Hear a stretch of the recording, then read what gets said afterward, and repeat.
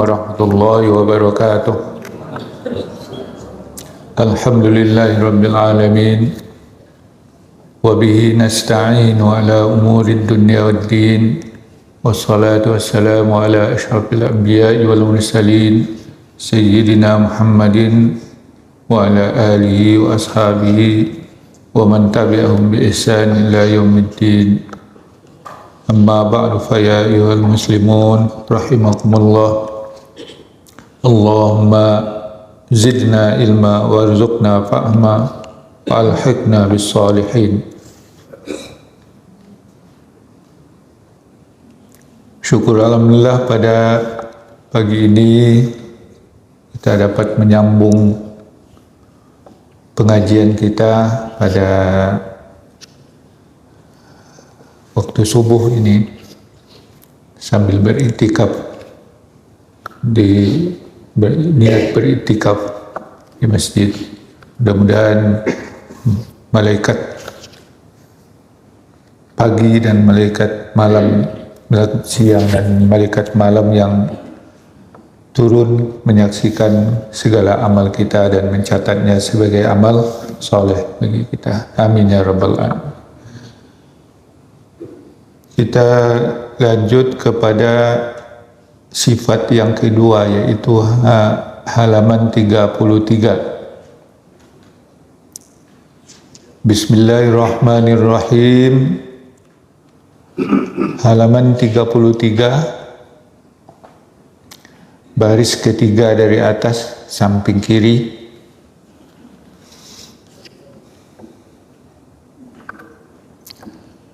Bismillahirrahmanirrahim. As-sifatus saniyatu al-wajibatu lahu ta'ala al-qidamu. Sifat yang kedua yang wajib bagi Allah Subhanahu wa ta'ala adalah al-qidam.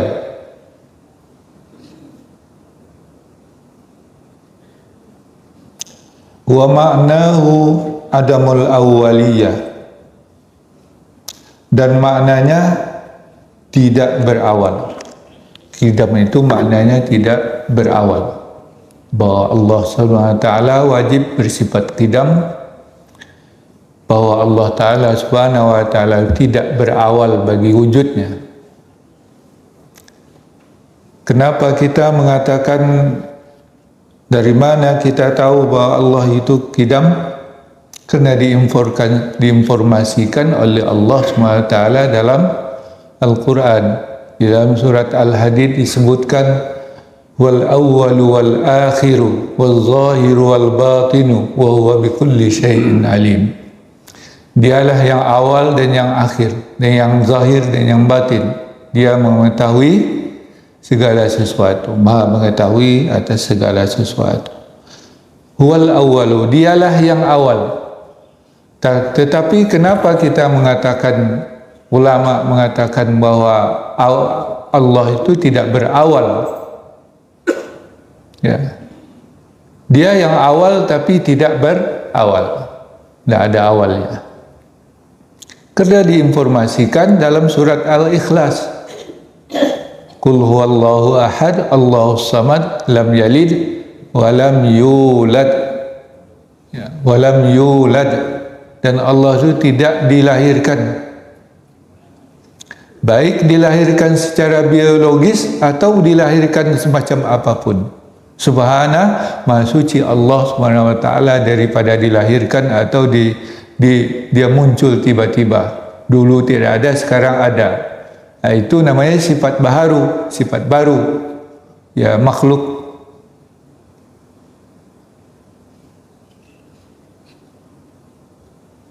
Ya. Jadi dikatakanlah bahwa Allah Ta'ala itu mestilah bersifat qidam. Makna qidam ini istilah dari keabadian yang tak berawal itu ada dua, yaitu satu qidam, yang kedua azali. Yang satu qidam, yang kedua azali. Itu bahasa Arabnya atau ungkapan yang menggambarkan atau yang menyebutkan keabadian yang tidak berawal. Sesuatu yang abadi tidak ada awalnya itu apa di bahasa Arabnya? Yang pertama kidam, yang kedua azali. Ya. Wa ma'nahu adamul awaliyah. Makna al-qidam itu tidak ada berawal, tidak berawal. Fa makna kaunillahi ta'ala qadiman annahu la awwala liwujudihi. Maka makna atau pengertian keadaan Allah Ta'ala itu bersifat qadim, annahu sesungguhnya la awwala liwujudihi, tidak ada awal bagi wujudnya. Bi khilafi Zaidin masalan, beda dengan si Zaid misalnya. Kita ini si Zaid, contohnya terus si Zaid nih contohnya, atau si Amir, atau si Budi, atau si Muhammad, siapa aja lah gitu, atau Fatimah gitu. Zainab gitu. Nanti perempuan nak sebut kan, malah laki-laki aja sebut. Beda dengan si Zaid umpamanya. Fa wujuduhu lahu awwalun. Maka wujud si Zaid ini, si Fatimah ini atau si Zainab ini itu ada awalnya. Lahu awwalun. Ada awalnya. Apa awalnya? Awalnya pernikahan orang tua kita. Berawal wa huwa khalqun nutfah, yaitu terciptanya an-nutfah allati khulqa minha, yang dari nutfah itulah dia diciptakan, atau si Zaid itu diciptakan, minha, daripada nutfah itu, yaitu di dalam rahim ibu kita. Itulah awal adanya kita. Kalau Allah SWT tidak ada awalnya.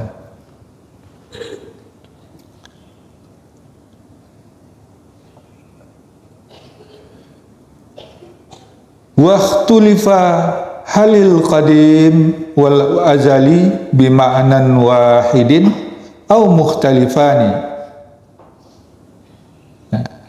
Dan diperselisihkan apakah al-qadim dan azali itu satu makna atau sama artinya, sama maknanya, kata sinonim, atau berbeda artinya, au mukhtalifani, atau keduanya berbeda, qadim lain, azali lain.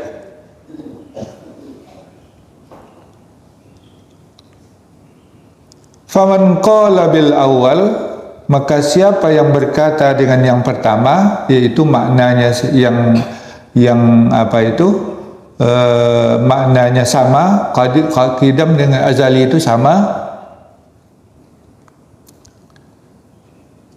arrafahuma biqauli ma la awwala lahu, maka dia yang menyatakan sama itu mendefinisikan keduanya, baik qidam maupun azali, dengan perkataannya ma la awwala lahu, yaitu yang tidak berawal baginya. Ya. Jadi sama saja artinya, qadim, azali itu sama artinya. Kata itu sinonim, tidak ada bedanya. Artinya apa? Ma la awwala lahu, yaitu yang tidak ada awal baginya. Au yufassiru ma bi syai'in ayil qadim, atau menafsirkan ma itu, yaitu ma la awwala lahu, itu ma itu artinya apa? Ma itu ditafsirkan, wa yufassiru ma, atau dia menafsirkan, orang yang menyamakan antara qadim dengan azali itu dengan divisi ma la awwala lahu, dan dia menafsirkan ma itu bi syai'in, Maksud dari ma itu adalah syai'un, maknanya sesuatu. Jadi bisa kita artikan ma la awwala lahu itu sesuatu yang tidak berawal baginya, tidak ada awal baginya.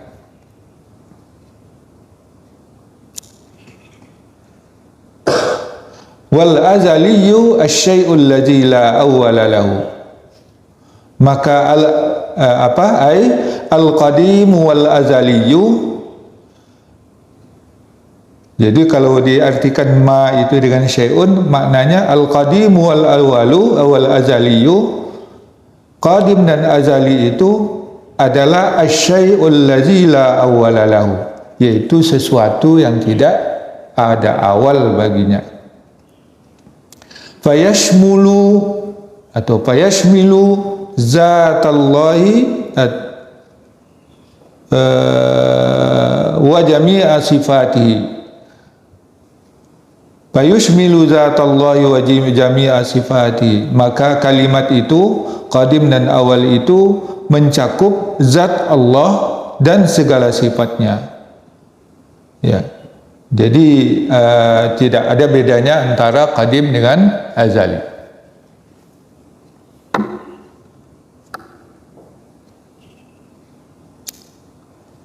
Kalau dibaca payashmilu atau payashmulu, baca zatullahi wa jami'u sifatihi, maka dia zat Allah dan segala sifatnya mencakup. Nah, kita baca payushmilu zatallahi wa jami'a sifatihi. Maka kata-kata qadim dan azali itu mencakup zat Allah dan segala sifatnya. Wa man qala bisani, dan siapa yang berpendapat dengan yang kedua, artinya membedakan antara istilah qadim dan azali, apa katanya? Arrafal qadim biqauli mawjudun la awwala lahu. Maka dia mendefinisikan al-qadim, mentakrifkan al-qadim dengan katanya mawjudun la awwala lahu, yaitu yang wujud yang tidak ada awal baginya. Wa arrafal azali bima la awwala lahu. Dengan sedangkan yang azali didefinisikan dengan sesuatu yang tidak ada awal baginya. Nah, jadi perbedaan pengungkapan saja. Maksudnya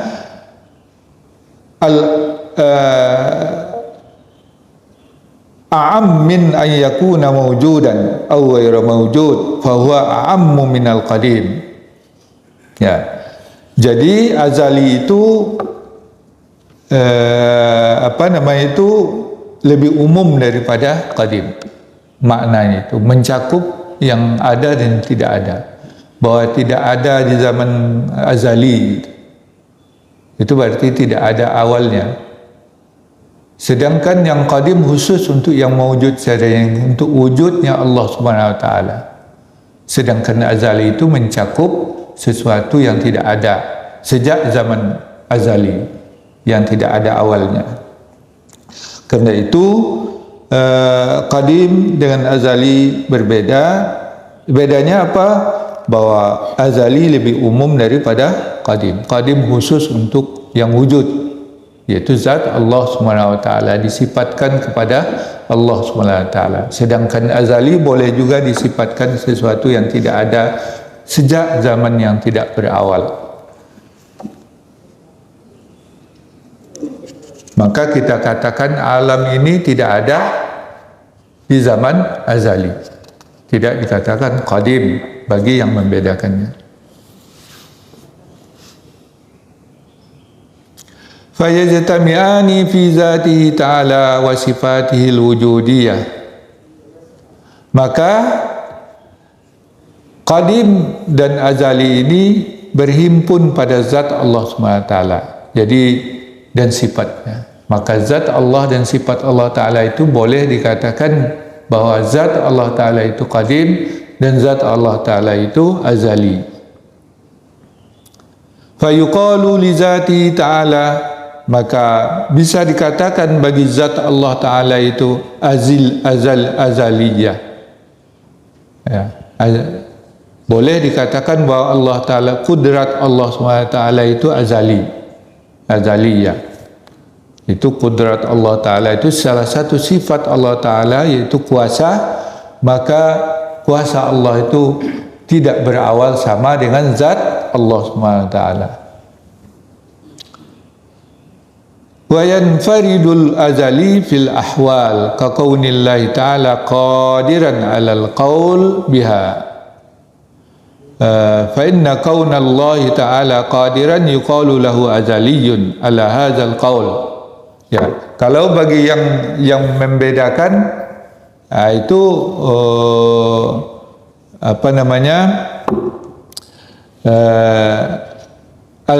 al-azali itu khusus dia penggunaannya pada ahwal, yaitu pada Arab, seperti sifat Allah, seperti keadaan Allah Ta'ala itu qadiran, bahwa Allah Ta'ala itu mempunyai sifat kuasa, tapi kuasanya itu aktif, tidak pendam aja. Maka qadir, Allah sebagai qadir atau qadir itu azali.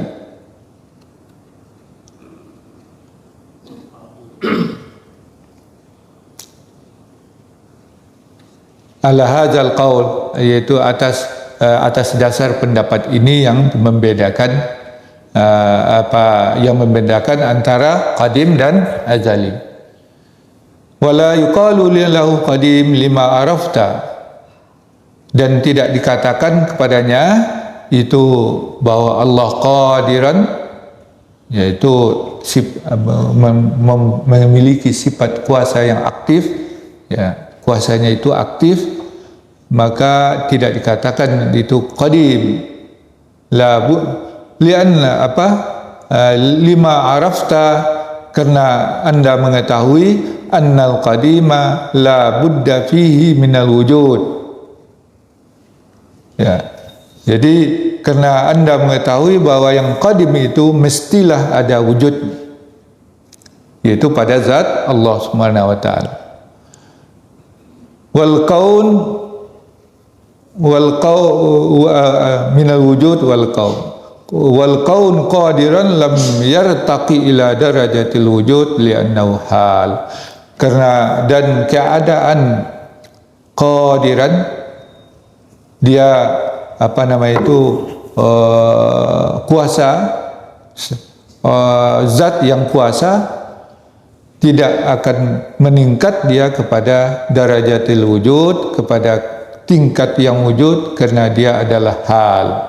Hal itu kembali kepada pelajaran kita tentang beda antara zat dengan hal, ahwal gitu.